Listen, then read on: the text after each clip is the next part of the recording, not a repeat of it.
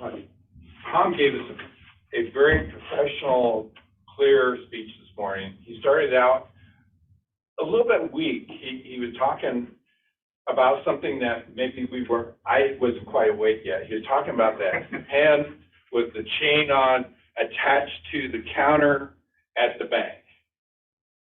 And I realized what he's talking about a little bit further into it, but he did do a very clear word picture of it. I just wasn't quite awake to catch it. So maybe slow down a little bit, or do more about a big gesture of that pen that's attached to the counter, and bring up a pen or something. That might even make it stronger. Of course, we had the great audience participation. Greg, you have to look at the video. If you don't look at anything else, but for that part where Greg's sitting there in the chair, scrunching his eyes so tight, it's like he's planning on getting wet.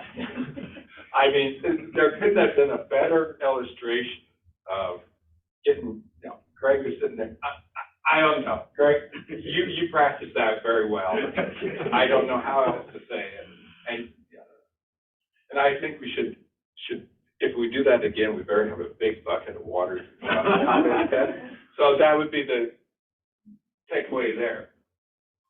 You're very clear about the way you put your speech together. You said you're going to give us 5 points.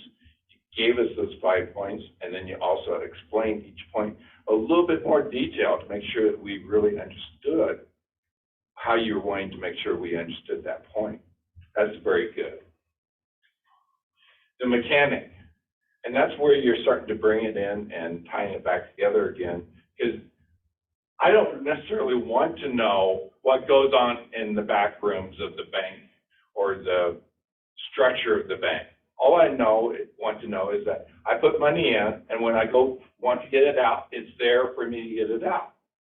And that's what you're saying about with the mechanic, and that is a great thing. Because same thing with the car anymore.